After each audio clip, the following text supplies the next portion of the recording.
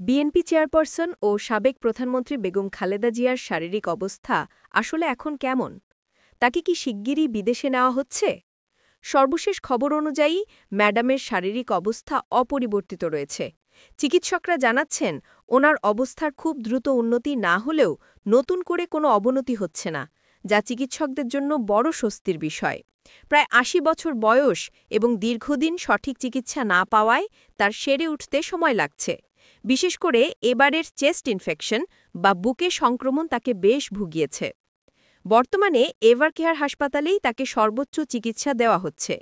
দেশি বিদেশি বিশেষজ্ঞদের পাশাপাশি তার চিকিৎসার তদারকি করছেন পুত্রবধূ ডাক্তার জুবাইদা রহমান। তিনি দিনের বেশিরভাগ সময় হাসপাতালেই শাশুড়ির পাশে থাকছেন। সবচেয়ে বড় প্রশ্ন, লন্ডন যাত্রা কবে? উন্নত চিকিৎসার জন্য তাকে বিদেশে নেওয়ার কথা থাকলেও পঞ্চমবারের মতো তা পিছিয়েছে। কাতারের বিশেষ এয়ার অ্যাম্বুলেন্সটি গতকালও আসেনি। মেডিকেল বোর্ড জানিয়েছে, হুট করে তাকে বিদেশে নেওয়ার ঝুঁকি তারা নিতে চাচ্ছেন না। পুরো বিষয়টি নির্ভর করছে তার শারীরিক সক্ষমতার ওপর।